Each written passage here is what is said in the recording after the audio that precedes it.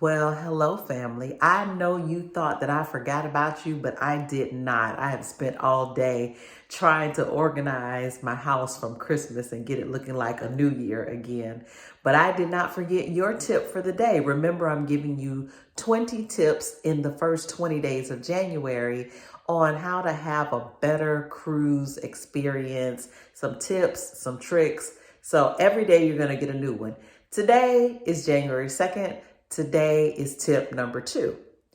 Tip number 2 actually refers back to tip number 1. And if you didn't see it, make sure you go back and watch the video for tip number 1.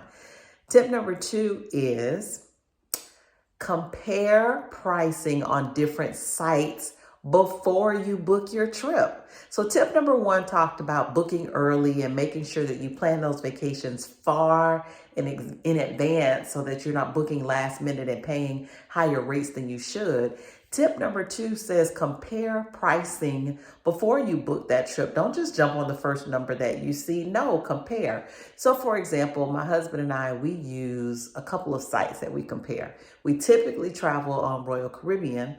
So of course we always start at Royal Caribbean. We see what prices they have and if there are any perks available as far as onboard credit or anything like that. From there, we use Vacations to Go. That's vacationstogo.com. And the reason I like Vacations to Go is because they have a filter there where you can put in the destination, the dates, the cruise line, the port that you want to depart from. You have a lot of different variations that you can choose, or you can choose all cruise lines and you can put in a date and it'll literally give you every cruise line that Vacations to Go uses. And so you can compare Royal Caribbean's price, for example, to Vacations to Go price. And Vacations to Go will typically have some type of deal or some type of onboard credit that maybe Royal Caribbean doesn't. Another site that we use is cruises.com. It does exactly the same thing. You're able to filter, you're able to see all of the cruise lines that cruises.com uses.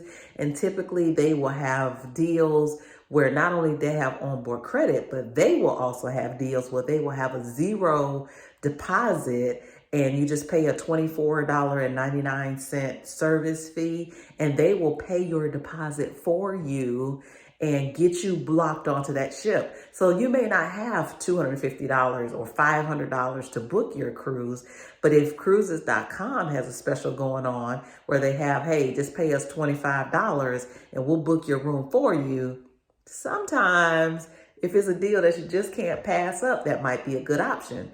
So tip number 1 for yesterday was book early, but tip number 2 is about making sure that you compare price, that you don't just pay the cruise line's price because that's what you see on the cruise line's website.